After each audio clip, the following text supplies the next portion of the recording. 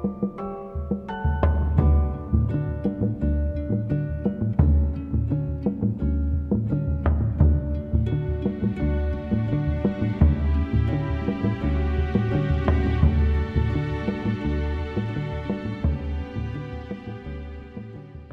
joined by the guest this week. I think you're our only guest this week, which puts you in a very exclusive club. It's not a club that many people would want to be in, if I'm honest. but yeah, we're joined by. Oh, do you know what? I didn't ask you before I press record. It's okay. I'm not going to stop and do it again. How should we address you? Is it like Professor, Doctor, Your Highness? Your Holiness? Yeah, Doctor, Professor would be good. Doctor, Professor. Or any combination of the above, or just Sally Gainsbury would also be acceptable. I love Doctor, Professor. That's brilliant. Okay. So joined by Doctor, Professor Sally Gainsbury. Sally, where are you from? What's your title? My title, I am the Director of the Gambling Treatment and Research Clinic at the University of Sydney. Okay. I'm just making a note just in case I have to say that again in a minute. It's a lot of letters, though. I can give you more as well. We've got us academics have lots of titles. Yeah, academia is baffling to us humans. Yeah, it's pretty crazy. So I did some sort of comms work and bits and bobs with a friend of the podcast, Dr. Michael Auer, and just seeing the amount of papers he's author or co-author, or and Mark Griffiths as well. I mean, Mark's like, that dude's everywhere. It's like searching for. Mark does keep publishing in practice. Yeah, but it's to sort of maintain your academic status, you've got to put a lot of stuff out there, haven't you? I prefer to think about quality as opposed to quantity generally. It does need to be useful information. I hope Mark's not listening. That felt like a slight. Obviously, I'm kidding, because I bet. Do academics ever diss other academics? It's pretty much the backbone of academia. The whole system, you only get something published after it's been criticised by a whole bunch of other people. Yeah, now the peer review system. You call it criticism, I call it review. It's a funny one, isn't it? So for anybody listening who doesn't know what peer review is, which would be kind of weird, it's basically you put a paper up for basically to have questions asked of it by your peers, to have your methodology questioned, it's out there for people to say, you're a dick, or this is quite passable. And it's kind of, when you think about the sort of the politics of a lot of organizations, educational institutions as well, I find it really bonkers that in 2024 the peer review system is about the best thing we've got. It's definitely flawed.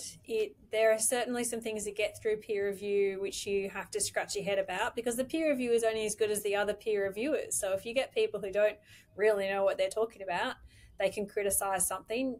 And there's all the different gatekeepers. So the editors are supposed to look at the peer review comments and say, okay, that's actually a silly comment, or that's an uninformed comment, and sort of disregard it. There should be different levels. It does require a bit of checks and balances.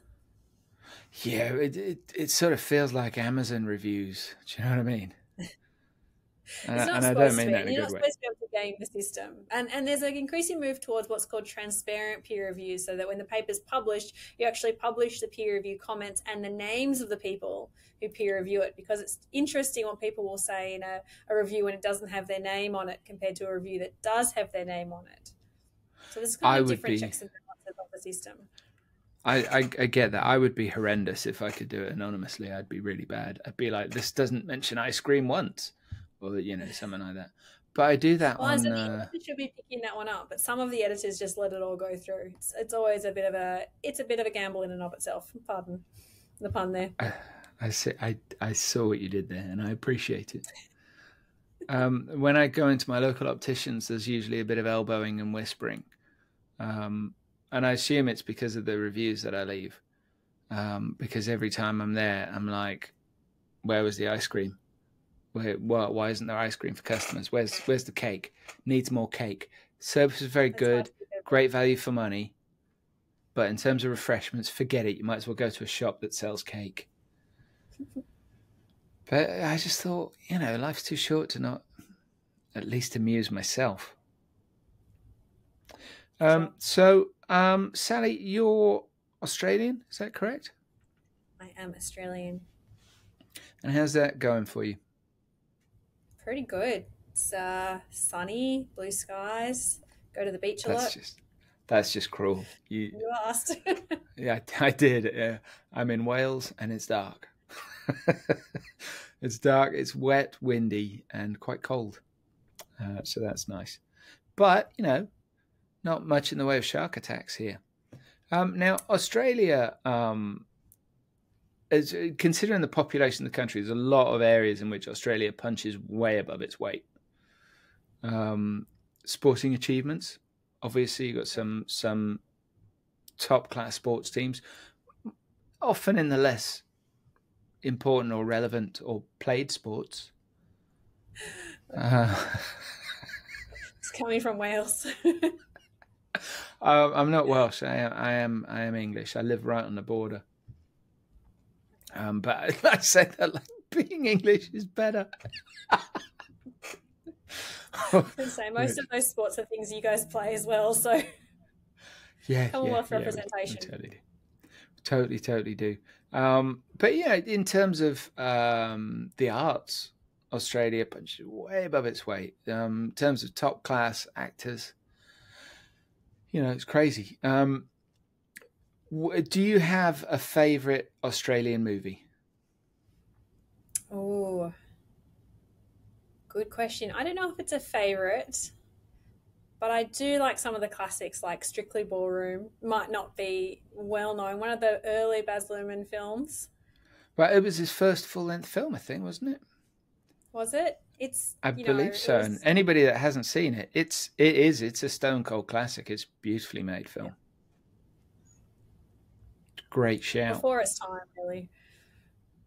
Yeah, no, 100% was. And helped kind of repopularize that sort of, I'm not going to say mockumentary because it's not a mockumentary, but it does use the documentary format really effectively. Genre. Yeah. No, it's good. It's good. Anything else? Because I mean, you got Muriel's Wedding around that time as well, and one of your greatest exports is Toni Collette. Yeah, look, we've got lots. I think Nicole Kidman just won a major award in Hollywood as well, so they keep coming. Yeah. But she's forever going to be tarnished by having married Tom Cruise and stayed with him for more than a week. Yeah, it was an earlier time. The world was very different then.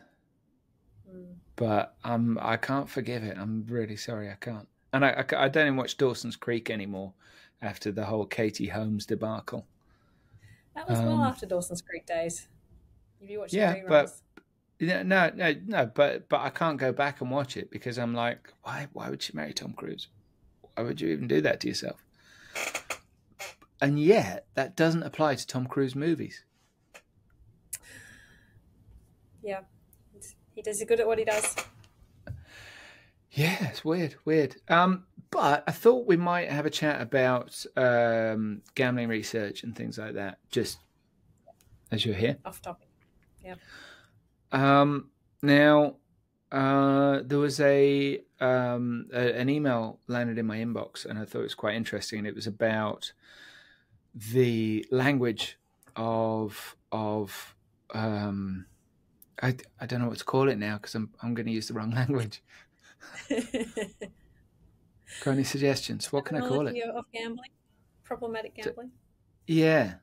So this is something that comes up with reasonable frequency in the field, right? And I think it's one of those things where it's like It's like when middle-aged white people, one of which I count myself as, start weighing in about race and race terminology. Well, is it really important? Well, not to you, you fucking idiot. But that's because you're not who we're talking about. And I do wonder if it's a similar sort of thing with problematic gambling terminology, where the people don't appreciate how important it is because they're not on the sticky end of the stigma that's attached to that language. I think it's a really important issue, but I think that there's ways to go too far in either direction, and we don't want to say we want to keep it in proportion. We want to get things right as much as possible, but you don't want to necessarily say let's put the entire year's budget on this as a topic. So it has to be proportional.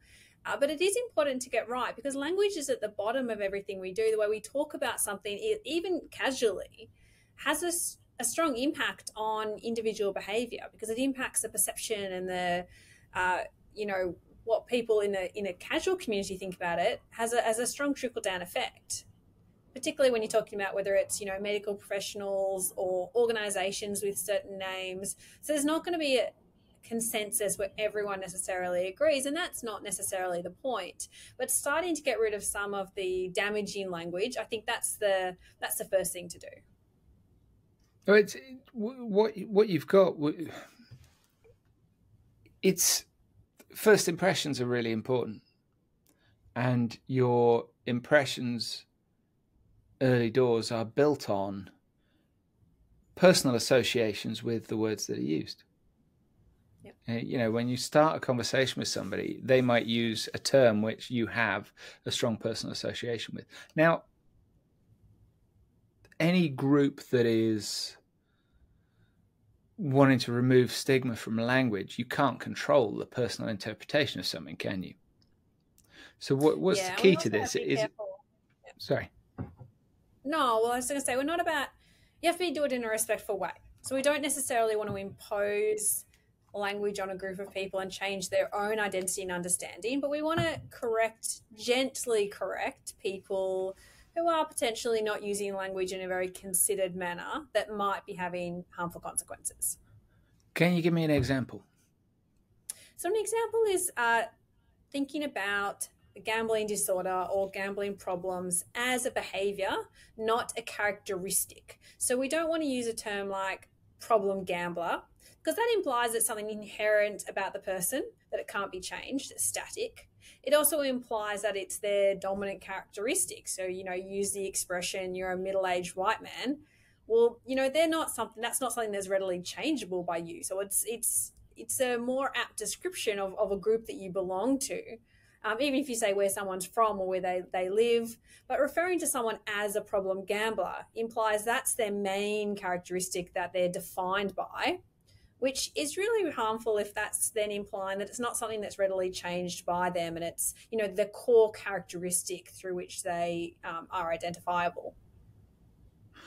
I think you just made me think of another friend of the podcast.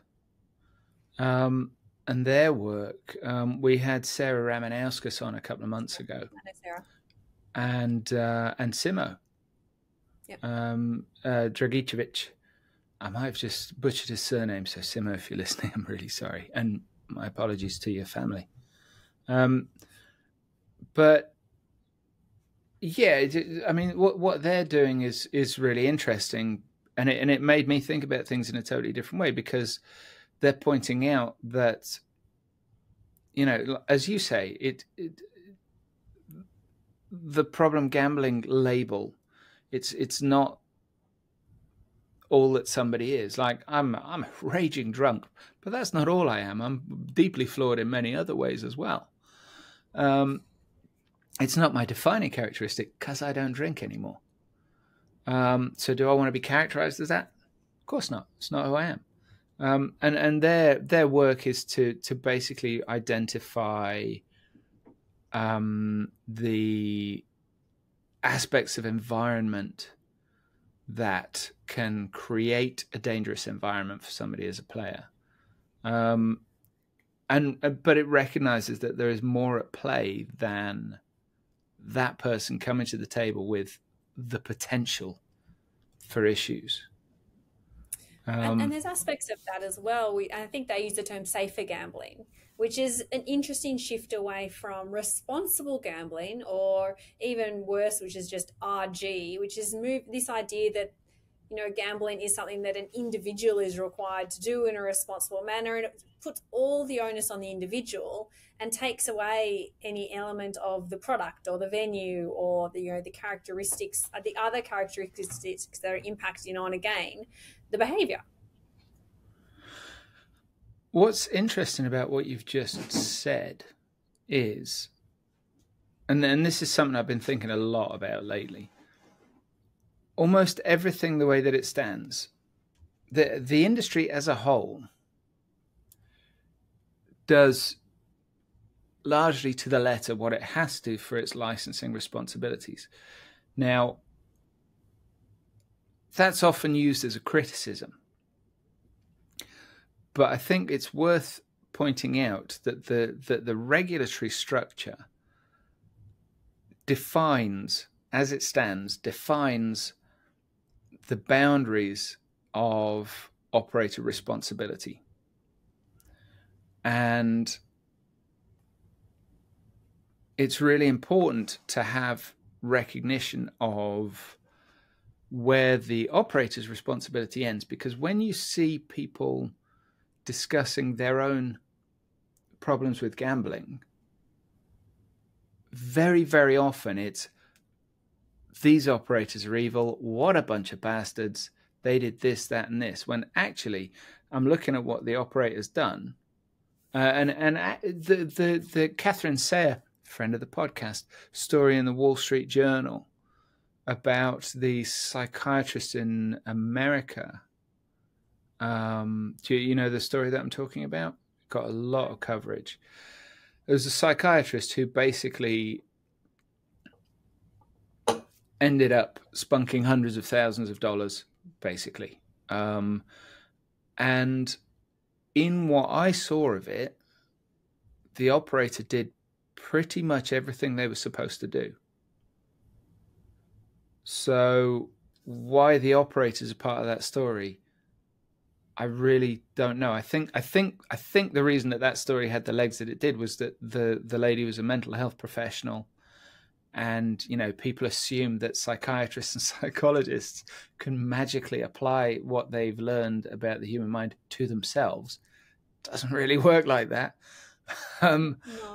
Well, and in fact, we know that a lot of mental health and medical professionals actually still hold inaccurate and stigmatizing attitudes towards gambling. And that's another example of where language can be really harmful, because when it comes from what's perceived to be as a credible source, when a medical doctor refers to, you know, a chronic gambling addiction or a gambling addict, that language is more powerful than, you know, your mate down at the pub using that language. So we really need to look at the different ways in which groups are using these terms, and again, but gambling, you know, gambling harms are not isolated to any particular group. There are some groups that potentially have more vulnerabilities, but there is no group who is immune of experiencing gambling problems.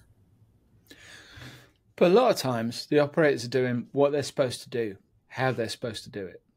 More often than not, I think it's fair to say. Now, is it time for a rethink of those boundaries? Because there's the blurry bit in the middle where the operator responsibility and the player responsibility come together. And I do sincerely believe this. And I'm not being critical of anybody that's suffered harms of any kind, because I've got a bunch of addictions and I know what that shit's like. And I do wonder if there's, I'm a little bit torn in this. These two things aren't necessarily mutually exclusive, so bear with me. But I think players forget that they have a responsibility. But on the other hand, in terms of all of the RG tools out there, see what I did? I just used it in a crap way. But in terms of all the tools that are out there, I think there's too much onus on the player to use the tools rather than the tools to just be in operation all the time for everybody anyway. Yeah. No, I agree. And first of all, I don't think it's problematic to use terms like responsible gambling or RG when we're having conversations, you know, in a technical forum. I think it's the sort of consumer facing information where we need to be careful around the terminology. And people listening to this podcast are probably more of an informed view than a lay consumer.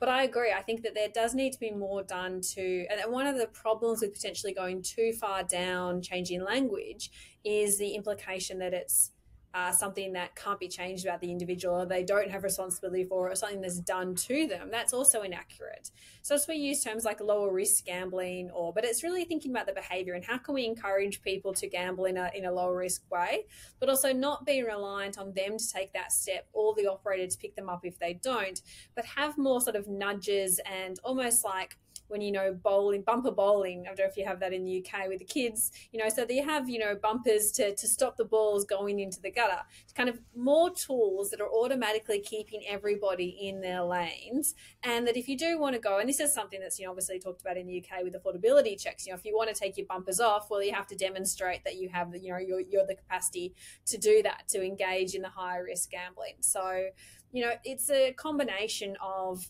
the product, how it's provided, the operator, the gambling regulator, and the individual, all taking relevant, you know, actions that are proportional to their roles.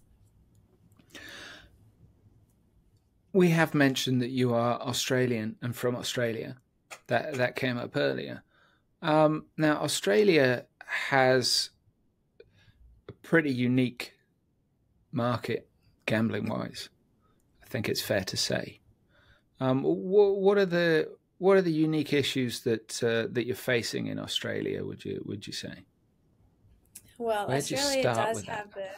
Where do we start? I would start. Australians are the #1 gamblers in the world. We spend more money per person than any other country, and by a lot.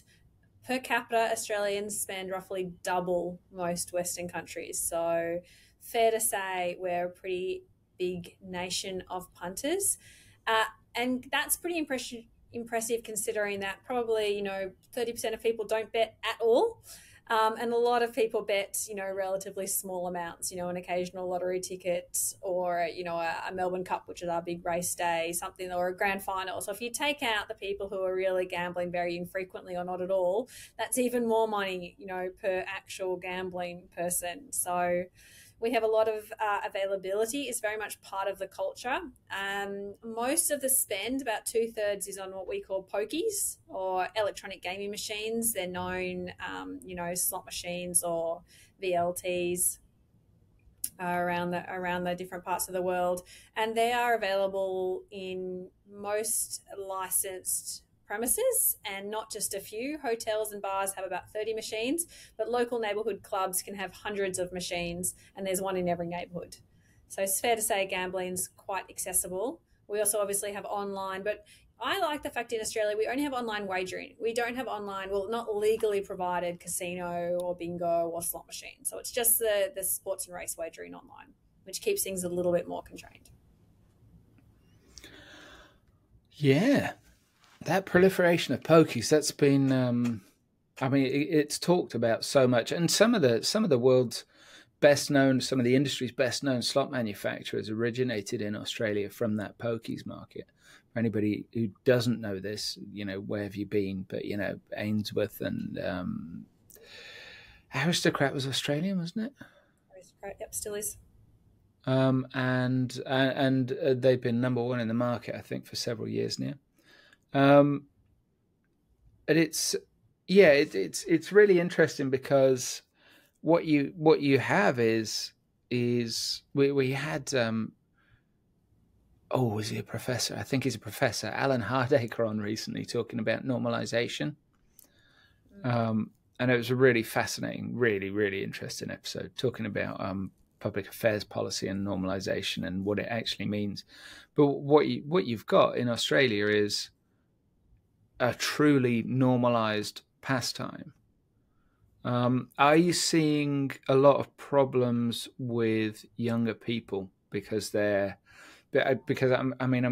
guessing that, like everywhere else, you've got a lot more advertising in recent years.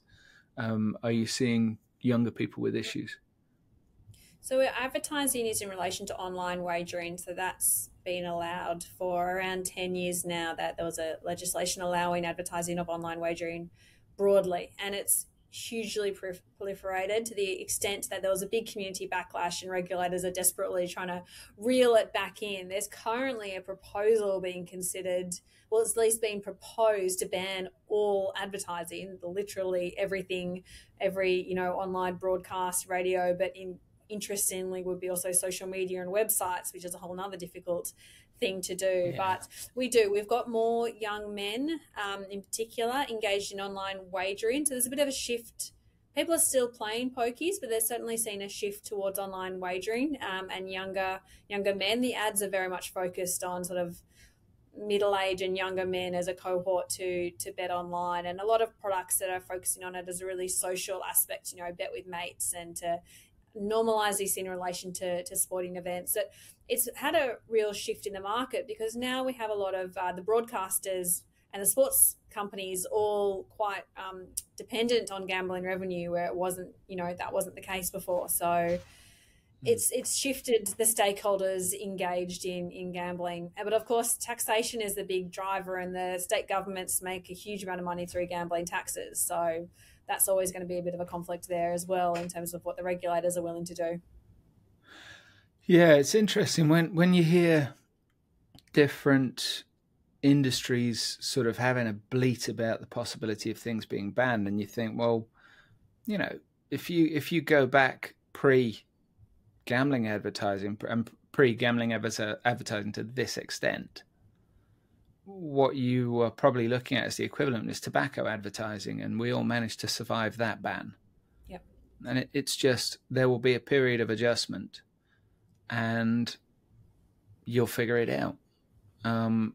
But this idea that things can't change because you don't want them to, I find that a little bit odd. People forget what we've already adjusted to. You no longer have cocaine in Coca-Cola, and we all got by without that. I'm sure, don't get me wrong, I'm sure it would be better, but potentially more expensive. I think so, yeah. But then again, it might also make street cocaine cheaper, because there'd be so much more of it. I don't know. I'm no expert. This adds an Alan Hardaker problem, I think. Okay, I've got a really big question now. Okay. There are critics within the industry, and there are critics without the industry. And the thing that they seem to agree on is that the way that RG works right now is not really working. And there's a chap that I follow on Twitter, and we've had him on the podcast. Definitely a friend of the podcast. He's got his own excellent podcast as well. A chap called Jamie Salzberg. Jamie had a problematic time with a bit of the old gambling. But Jamie's also a sort of branding specialist, and got quite a keen sort of marketing head. And he is constantly, and in fact, he totally enlightened me. But he's been saying that until we look at this as a commercial problem, then the metrics for success aren't, we're not really set up to measure this. We're not really set up to do this effectively, put funding into it in the right areas. It's like RG's done as a thing. Oh, well, we've got to do that. We've got to put that on our adverts. But if you look at it as a commercial problem, then the metrics for success change completely. If you look at it as a marketing issue, because it's getting the right words to the right person at the right time in the right way. And that is marketing. Oh. Pretty much. Oh, no, I agree. Actually, my PhD was on communication and how to communicate messaging around player information at the time I was looking at. So getting people to understand the cost of play. That was what my PhD was around, is how to actually communicate that. So my PhD in psychology was looking and built on on marketing messages, consumer psychology, information design. It is. We know the information because we know what works in treatment. We just need to work out a way to take a 6 to 9 sessions of treatment and package that up into a 12 to 30-second grab to inoculate people to prevent the harms in the first place, to get people to understand. Because if people understand the costs of play, they understand the chances of winning, they don't misunderstand or develop irrational beliefs, then not saying they won't develop a gambling problem, but their chances are substantially less that they'll develop a gambling problem because they'll be able to make an informed choice. I think that's what's really key is people can't make an informed choice about their gambling, which is a basic necessity to engage in consumer products, if they don't understand how the games work, if they don't have a good record of how much they're actually spending. We know people are absolutely terrible at understanding their gambling spend. So what we need to do is actually look at how do we communicate information people need to know in order to engage in this product appropriately. So I completely agree. How can we fix it? I think we need... What are we doing wrong? Oh, that's a big question. Most things, probably most things we're doing wrong. We're getting better. And there's so many things. There's not going to be a silver bullet about this because there's lots of different reasons people engage in gambling in a problematic way or experience gambling problems. If you boil it back down, it comes to people who are spending more than they intend or spending more than they can afford. Two sides potentially of the same coin. But what can we do better? I think we need to get better at helping people understand their spend. If people had a good idea, if you sort of showed people their net spend on gambling every single time they went to spend more, even if they're choosing to spend more, they're at least being informed. They're not, it's not one of these where people say to me, oh, I won, 5,000 quid on the pokies, and you say, oh, well, that's great, you've spent 50,000. People aren't very good. If the people had it better, so I think having people informed of how much they're spending and having people understand the products. So trying to overcome these beliefs. So I've got a special system, or I'm more likely to win. If people thought about spending on gambling the same way as they did think about, going to a concert or to the movies or to dinner, it's the cost. You're going to pay a cost and you're going to get an entertainment product. And the win is just the bonus. It's something nice that happens. You shouldn't expect it. That'd go a long way to people engaging in the product in a safer way. Net spend thing's interesting. So I bought some lottery tickets. And a lot of people watching this would be, that's the idiot tax, etc. But that will bring me round to an important thing about gambling in a moment. But I'm pretty sure I'm remembering this correctly, but the UK National Lottery website tells me how much I've spent, but it doesn't tell me how much I've won and reinvested. Yeah.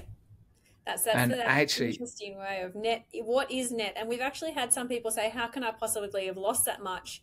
For example, I only bet £50. How come you're showing me I've lost 150? Because in their head, they don't consider the money that they actually won and respent as their money, which is called the house money effect, which doesn't really make sense because they could have cashed out at any stage. And that's why gambling companies actually don't really have a problem with people winning. Like, people winning money actually ends up usually having them spend even more money because they keep gambling. And they gamble in a riskier way because it's not seen as their money. So they gamble in a more risky way, which kind of gets them used to that, and they're more likely to gamble in a risky way next time. Exactly. Yeah. But here's the thing, right? Here's the thing. So one thing I find myself, because, I get called a clown on Twitter and shit like that all the time, which is pretty funny. And I get people saying to me, what the fuck does this guy know? And I say, well, I spent 5 years working with Dr. Harron. He knows a lot. So I know by osmosis, because I'm pretty sure that's how that works. But, I have picked up stuff from some really, really smart people, and they answer my questions, even the dumb ones. And that's great. But the thing that I think the thing that bothers me about RG, about governmental approach to RG, about also the industry approach to it and all of that, it's when we're being criticized, we will recognize that it's not generally a problem that exists in isolation. It's usually attached to something else, and that something else can be a big deal. But the industry is always encouraged to deal with problem gambling, which is basically impossible because of that association. Now, don't get me wrong, the things that we can do is we can intervene early, we can protect players, we can use AI to construct models where players don't ever get anywhere near a product that will create a harmful environment for them. The potential is mind-boggling, right? But when you look at things like drivers for problem gambling, and I do use this expression quite a lot, and it's probably an incorrect one, and you can please bollock me if I'm wrong here. I use the term comorbidity. When you look at one of the key drivers for problem gambling amongst women being domestic abuse, yeah, you can throw as much money as you want at problem gambling, but until you solve the domestic abuse part, you are pissing in the wind. And as with so many things, I have a friend who said this to me years ago. She said, with social ills, until you cure poverty, no amount of money is doing anything. And one of the things that gambling does, so I just said I bought lottery tickets, right? Do you know what precipitated me buying lottery tickets? My car died yesterday, and I can't afford to replace it, which reminds me, sponsorships are available for the podcast. And honestly, just a few thousand will get you a long way if you pay it this week. Yeah, so I'm like, well, shit, I haven't got any money. Ooh, there's like about 90 million rollovers in, and I know the odds. Yeah. And they recently changed the amount of numbers that you've got to get a match. And it recently, a few years ago. And that makes the likelihood of a match statistically minuscule. And I know that. And mathematically, I understand that. But what gambling and lotteries are in particular, I think lotteries are particularly guilty of this. Gambling can give you hope when you have absolutely fuck all. That is very true. And can I ask you then, how many tickets did you buy? Not telling you. Because that's the point of the lottery. The price is the hope, the dream, but it's a bit of a pipe dream. It's a total pipe dream. The chances are so statistically small, they're basically zero of winning. So buy it for the hope and the kickback, but don't sit around and don't fix your car waiting for it. And don't spend £50 on the tickets. The chances of winning with one ticket are basically the chances of winning with 200 tickets. Buying more tickets doesn't really shift the dial. So just, your one ticket is all you need to have that hope. But the trouble is when people do see gambling as a way out, and it is from that point of view sort of rational, because it is egalitarian. You don't need a fancy education. You don't need a network or a job or any kind of privilege. It's one of the few activities in society that's truly a leveler. Anyone can win. And that's an important thing to have, that hope and that dream. But it's about keeping it under control. And similar to if you don't have a lot of money, actually taking the family out for a takeaway dinner every now and again is still okay, because it's good to treat yourself and your family and enjoy life. But you don't want to be doing it every night, because it still has to be a fiscally financial thing to do and balanced up. So, if you want to gamble, and no one's saying don't do it, but doing it in a way that is a reasonable, considered way, with not any pretense that you're going to win, because most likely scenario is you will lose what you're going to bet. I bought 8. Yeah. Because it's a nice round number. It's £20. Well, that's the thing. And usually, actually, I tried to buy one ticket from a newsagent once, and they all scratched their heads and looked at me and looked at the cash register. It's like, I think there's a form at the back you might be able to fill out. You can't actually really do it. They all come in these multi-packs. The system, again, is designed to get you to spend more money. And then again, if you do win anything, first thing they're going to do is say, do you want me to cash you back in tickets? Well, in the UK, and I know there is an Australian Guardian as well, but we have the newspaper The Guardian, which does excellent reporting, generally really excellent journalism, investigative journalism. But they announced their ban on gambling ads, which for my money takes them out of the conversation. They can't influence it anymore. Not that there was a lot of gambling advertising on there, but they can't now say to their advertisers, actually, we don't like how you're doing this. We'd rather you did it this way. This will fit with our model better. They can't do that anymore. Now they're just shouting from outside. But it's a joke within the gambling industry. But lottery isn't gambling. Because they banned gambling advertising except lotteries. Yeah. Like, lottery is the acceptable face of gambling. And here's the thing, right? I did a column about it for IGB.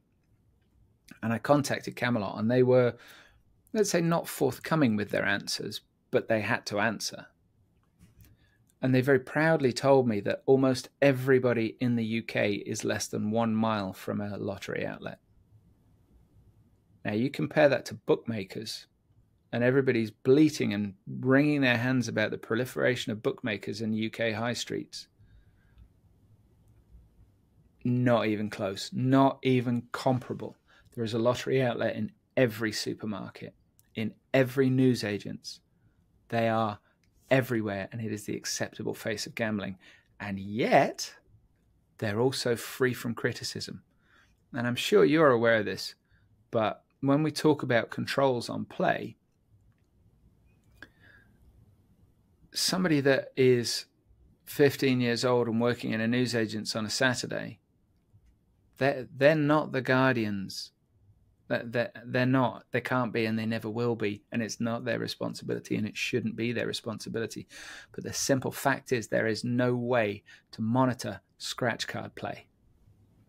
Yeah, scratch cards can be much more problematic. And even lotteries now, what used to be kind of a weekly draw and you bought one ticket. Now there is multiple draws every week. They can be much more rapid, particularly once you get online. So what's actually described as a lottery and a scratch ticket, you can sit there all day, every day at scratch tickets, and they're increasingly expensive as well. So we do need to be really mindful of what's going on, because at the end of the day, we don't in treatment see people coming in for lottery or scratch ticket gambling. But by the time someone comes in for treatment, although their main problem might not be lottery or scratch cards, they're certainly often engaged in these as well. So it's sort of an ancillary form of gambling they're engaged in when, for whatever reason, they can't access or are not accessing the other forms of gambling. So again, it's about, what's affordable. And maybe spending £50 a week isn't bankrupting someone, but that doesn't mean they're not experiencing gambling harm, and that £50 they're spending on lottery or scratch tickets wouldn't be better spent somewhere else. There's also this is a term that nearly always makes me laugh, especially when it's applied to weed. There's also the potential for it to be a gateway drug. I don't know about that, though. I mean, well, I'm hoping you do. You're the researcher. Well, I don't know about it because I haven't seen any evidence of that, and I haven't seen. There's a lot of things that in gambling that just means the research hasn't been done, but there's the different forms of gambling are quite distinct. If you're going to bet on sports, it's a different activity than betting on a lottery. And even some of the kind of terminology and the access points, they're quite different. We have that similarly in Australia. People say, oh, well, if you shut down pokies, people will all just go online. But betting on a sporting event or a race is pretty different from sitting in front of a slot machine. They fulfill different needs for different people. Yeah, totally. But there is not a great deal of difference in a scratch card and a slot. That's true. And it's also because you also have if you have online scratch cards. So we have online lottery Mm. tickets, but not online scratch cards, and we don't have online bingo. So like and Keno, but we now do have Keno online, which looks a lot more like a lottery product. So, with the internet gambling, there's starting to be a real merge between what were quite distinct separate events that we're now seeing things borrow features from each other and become a lot more similar, and having people being encouraged online to transition between activities. So that's where you might see transitioning, particularly if you go online and buy a lottery ticket, and then online there's scratch tickets, and then that provider also has casino tickets, or casino games. That's where you start to see some of this movement. Interesting what you mentioned about draw proliferation in lotteries.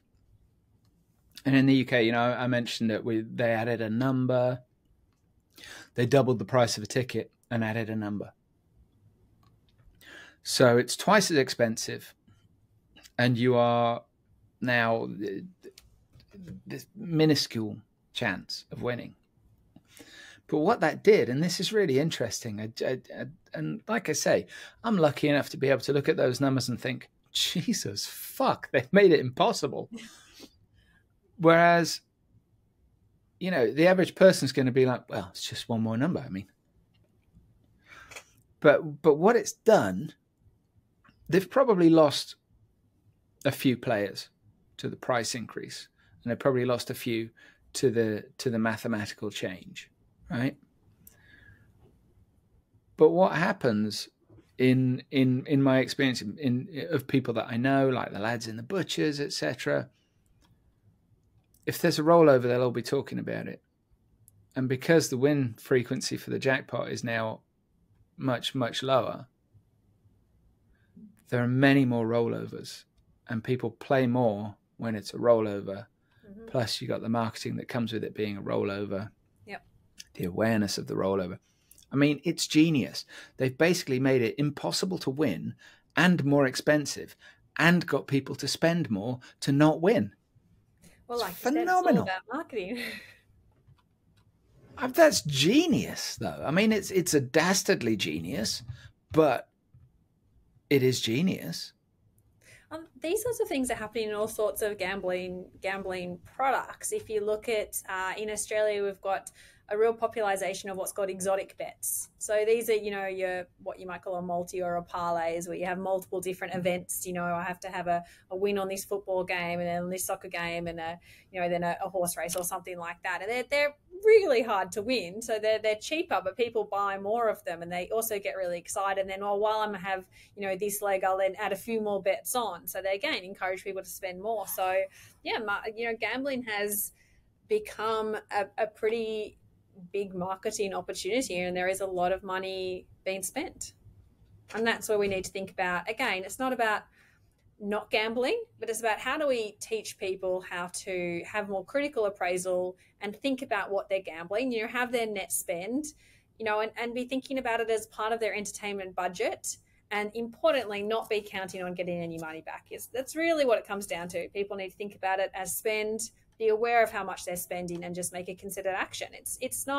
It shouldn't be that difficult. But as you say, we're up against all these marketing and practices by the operators, by the industry, to encourage people to spend and see it as a normal activity. I do think that there needs to be a drive towards transparency. So like if you look at bonusing, particularly the language of bonusing, sign-up offers, etc. It's like deposit 500, get 500. But actually there are conditions attached to that, and it might turn out that you've got to be gambling for 2 weeks, and you'll actually you'll wind up spending 5,000 to get that 500. I do have a bit of an issue with that, to be honest. I understand the importance of bonusing and inducements, but I don't like there's a hidden cost to that, and I do think that language should be completely transparent. Oh, I completely agree. And there has been regulation in Australia and other jurisdictions as well to get rid of those hidden terms and conditions and those kind of play-through rates that are very misleading. So it is important that any generosities are very clear for consumers to understand the costs. And gambling is a increasingly difficult product to really truly understand what the costs are, because there's these expectations of the so-called generosities that, yes, I've spent $50 and I've lost $50, but I had the option of a cash out or a cash back, and I sometimes get them and I sometimes don't. So it's amazing how tolerant consumers are of the lack of transparency, where if Amazon did that and said, oh, we're not really going to tell you, it's going to be roughly this amount, but we're not going to give you the terms and conditions, people would be up in arms about it. Yeah, and I guess part of the appeal of the bonusing thing is that the boldness and simplicity of the initial language, isn't it? Bet 1,000, get 1,000. Oh, okay. Yeah. And that's where it is. It's misleading. And we're having things like the US, for example, is having a bit of I wouldn't say they're having a crackdown on gambling ads, because I don't think that's true.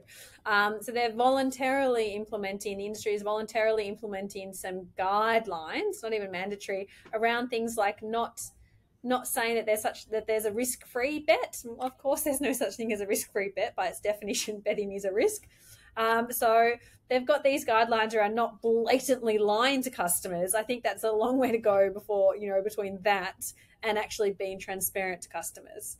But customers also have a vote in this. Customers can start to vote with their feet and move away from this. But I do think there's a real role for regulators to step in then. And, regulators look at other products and say, you can't be deceptive and misleading. They need to look a lot more at all aspects of the gambling product and gambling advertising, including generosities. Well, you say that they can vote with their feet. They can, but not if everybody's doing it. Not if everybody's doing the same thing. Then, it's literally the only game in town. Well, there's never the only game in town when it comes to gambling, particularly with online. But you're right in the sense that consumers are ultimately going to be driven by what they perceive to be the best value price. And when they don't realise the lack of transparency, it's much more difficult for consumers to act on that. And it's obviously a lot more difficult to resolve a complaint with a gambling operator, particularly if they do happen to be gambling with someone who's not locally licensed. Then it's basically impossible. I recently interviewed Jennifer Shatley for an article about the new thing in North America. And it's it's a funny one, because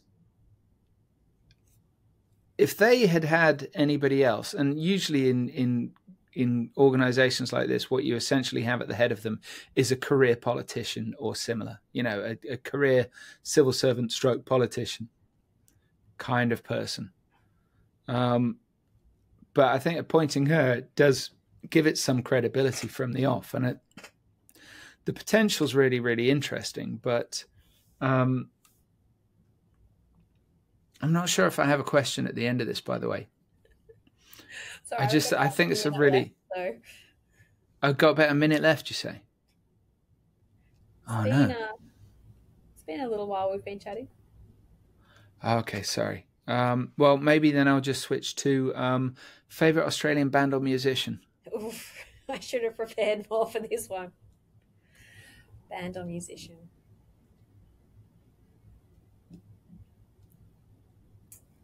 I don't know. How about this one? Favourite Australian comedian? Ooh, okay. Bring it. Jim Jeffries, who I had the pleasure of being on the Jim Jeffries. He's based in the States now, but I was on the Jim Jeffries show, and it was incredibly entertaining. He's a funny dude. Yeah. And it's really interesting the traction he's gotten in America. They seem to like him quite a lot. It has that sort of American talk show style, go and examine a real issue with some reality to it, but he takes his, witty as the Australian, that, classic sarcastic that the Americans appear to enjoy. They probably think he's English. Sorry. Okay. But now that you've had time to think of your favourite Australian artist stroke musician. And also, as for best Australian film, let's not forget Fury Road. I'm just throwing that out there. How old do you think I am exactly? Fury Road was only like 10 years ago. Was it? Okay. Can I just ask a question here? The question has a purpose, I promise you. Do you have kids? I have 3 children, hence needing to go in a few minutes. So you're familiar with Bluey? So favourite Australian TV show at the moment is definitely Bluey. My husband and I get very annoyed if the kids watch it without us. I totally get you. So my oldest is 11, my youngest is 6. We all still watch Bluey together. Yeah, you have to. And 2 new episodes. All the jokes, though. There's so many Australianisms that I think must go over, particularly in the US. I'm guessing there's a lot of subtext they're missing. There are quite a lot of Australianisms, but you know, I grew up with Neighbours and Home and Away, so I'm mostly I'm good. Them. Yeah. Do you know what it's democracy sausage is? Do I know what? There's an episode, The Circus, where they have a democracy sausage. I've not seen that episode. When we vote, we've got mandatory voting, so everyone in Australia has to vote. But when you go to vote, it's usually at the local school, and the local school always put on a sausage sizzle and a cake stall to raise money for the school for extra stuff. So you get a democracy sausage when you go to vote. Brilliant. Bluey is one of the best written shows of any kind I've ever seen. Yeah. And when 2 new episodes dropped the other week, my kids were like, Dad, 2 new episodes. And I didn't get to watch it with them, but I've watched the episodes since. Yep. On my own. It is. Well, one of them's 25 minutes, so that's pretty good. Yeah, it was 28 actually. My eldest cried. I can totally relate. I mean, there's the one episode which I know is the one everybody cites, one every adult cites, Sleepy Time.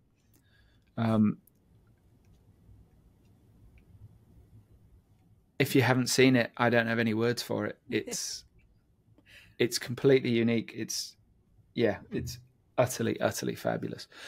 Sally Gainsbury, sorry to keep you. You are a legend. And very much appreciate you coming on the podcast. I'm sorry Finton wasn't here, but Finton is, as regular listeners will know, very busy and very important person. Oh, well, I very much appreciate, particularly it's 6 a.m. for you. So while I'm going off to do school pickup, you're just starting your day, but very happy to do it again. I'm totally going back to bed. Sally, thanks so much for joining us. Thanks so much. If you've enjoyed this episode of the Gambling Files podcast, please find us on LinkedIn. Give us a big, juicy, succulent like. That nearly went wrong. You can find us under the name The Gambling Files Podcast. You can find us on Twitter under The Gambling Files. I think the handle is just @GamblingFiles. You can connect to myself, John Bruford, or Finton Costello, also on LinkedIn. We're also both on Twitter. And you can find all of our previous episodes at www.thegamblingfiles.com. If you enjoyed it, please share, tell your friends, tell your family, tell your colleagues, and we'll see you next time.